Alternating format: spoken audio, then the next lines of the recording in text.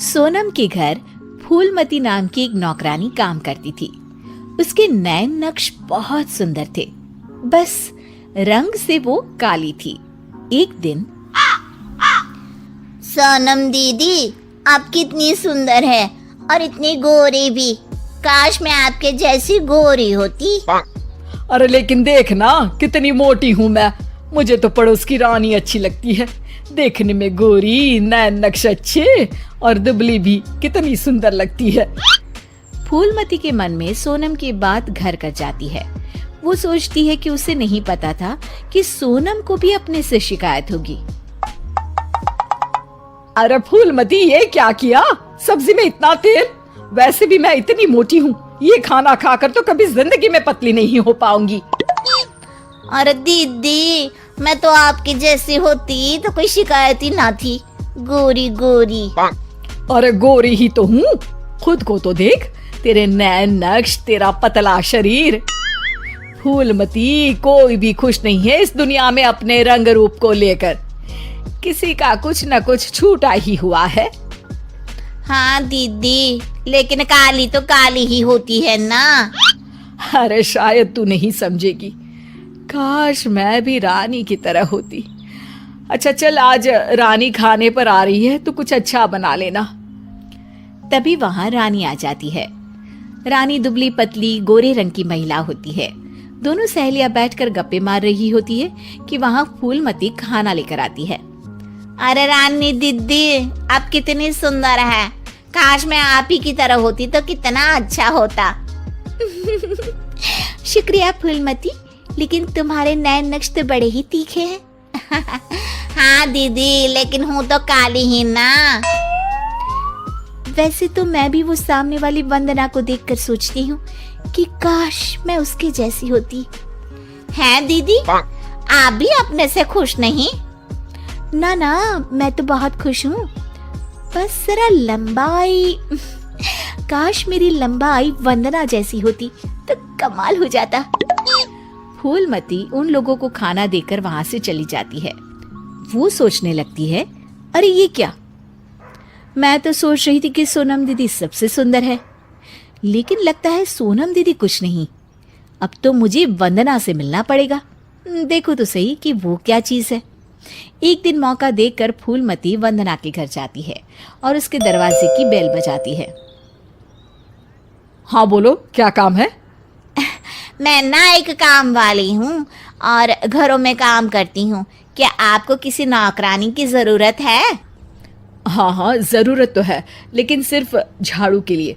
वो क्या है कि पोछा मैं खुद लगाती हूँ, जिससे मेरी फिगर मेंटेन रहती है। दीदी, एक बात बोलूं, आप कितनी परफेक्ट है। मतलब आप में तो कोई कमी ही नहीं है। सुंदर शरीर, लंबी हाइट, गोरा रंग। काश ना दीदी मैं आपके जैसी होती। शुक्रिया, लेकिन मैं भी परफेक्ट नहीं हूँ।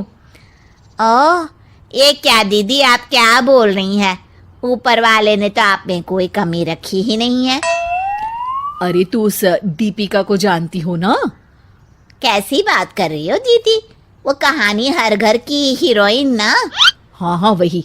उसकी त्वचा देखी है, कैसी दमकती चमकती, और कमर तो कितनी पतली है। हाय।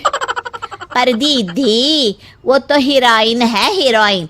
वो तो पैदा ही ऐसी हुई होगी। हाँ वही तो, उसको तो भगवान ही ऐसा बनाया होगा, सुंदर, चमकता और दमकता। फूलमती सोचने लगती है, अरे ये क्या? आकांक्षाओं का कोई अंत ही नहीं है। कोई खुश नहीं है खुद से। हर किसी को किसी और जैसा दिखने की चाह है। अब तो किसी ना किसी तरह दीपिका से मिलने जाना होगा, लेकिन कैसे? फूलमती एक दिन दीपिका के घर जाती है, जहां उसका बॉडीगार्ड दरवाजा खोलता है।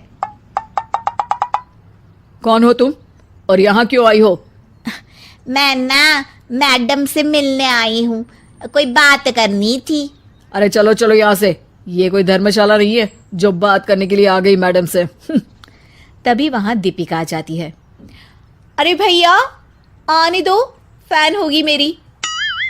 फूलमती दीपिका के पीछे पीछे उसके घर के अंदर चली जाती है। मैडम, आप तो इतनी सुंदर हो जैसे कि कोई गुड़िया। हाय हाय, त्वचा तो ऐसी जैसे कि मोम। मैडम, काश मैं आपकी जैसी होती। अरे मैं काफ़ी परेशान हूँ अपने रंग रूप को लेकर। एक ही जिंदगी और उसमें भी भगवान ने मुझे ऐसा बना दिया। दीपिका को फूलमती की बात परेशान कर देती है। वो उसे पास बिठाती है और फिर कहती है, देखो, मैं भले ही सुंदर हूँ, लेकिन उसे बरकरार रखने के लिए मुझे बहुत मेहनत करनी पड़ती है। मतलब मेहनत क्यों और कैसे? मैं खाने पीने में हर वो चीज़ नहीं खा सकती जो तुम खा सकती हो। मैं धूप, पानी, हवा, धूल से दूर रहती हूँ, नहीं तो दाने निकल आते हैं। ना जी ना मैडम, मैं तो सारा दिन घूमू हूँ। बारिश में भीगना तो मुझे बहुत ही अच्छा लगे है। अरे महंगी महंगी क्रीम, पाउडर जिस दिन मैं लगाना छोड़ दूँ ना, तो देखो कैसी बुढ़िया सी शक्ल हो जाएगी मेरी। अरे मेरे ये सुंदर होठ, ये तो मैंने सर्जरी से करवाए हैं, जिसका मुझे बहुत ज़्यादा ख्याल रखना पड़ता है। दीपिका की बात सुनकर फूलमती वहाँ से निकल जाती है। वापस आती है सोनम के पास और काम करने लगती है। अरे फूलमती, क्या हुआ? आज बड़ी खुश लग रही है। हमेशा तो परेशान सी रहती थी, अब किसके जैसा लगने की चाह है? किसी की तरह नहीं दीदी, भगवान ने तो मुझे बहुत ही अच्छा बनाया है। मेरे जैसे नैन, नक्श और काया हर किसी को नहीं मिलती। मुझे ना तो कोई महंगी क्रीम लगानी पड़ती है और ना ही खाने पीने में कोई परहेज करना पड़ता है। मौसम कोई भी हो, मैं तो पूरे मजे लेती हूँ। ना धूल से प्रॉब्लम और ना ही डॉक्टर के चक्कर। तो दीदी, मैं तो अब खुशी रहूंगी ना।